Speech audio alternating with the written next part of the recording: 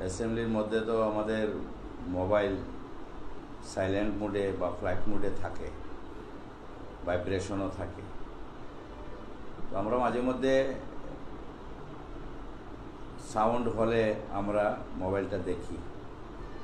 তো ওই দিন এরকম একটা সাউন্ড হয়েছে, তো আমি মোবাইলটা হাতে নিয়ে ওপেন করছি। তো অনেকগুলো মেসেজ বা নোটিফিকেশন তো মোবাইলের মধ্যে এসে ওয়েটিংয়ে থাকে।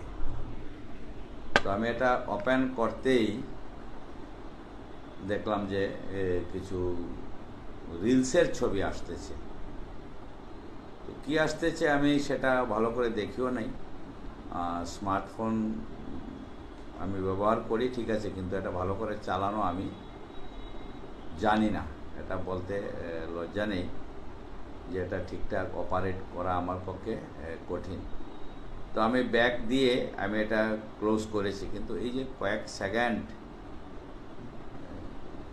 ছিল, এটা কিভাবে কে বা কারা জুম করে নিয়ে এটা সোশ্যাল মিডিয়াতে ভাইরাল করেছে। আমি কিন্তু মোবাইলের দিকে চাওয়া অবস্থায়ও ছিলাম না, আমি উপর দিকেই চাওয়া ছিলাম। আমি ভিডিওটা দেখেছি। তো এটা অত্যন্ত দুর্ভাগ্যজনক। আমি বলবো যে এটাও আমার বিরুদ্ধে একটা ষড়যন্ত্র হতে পারে।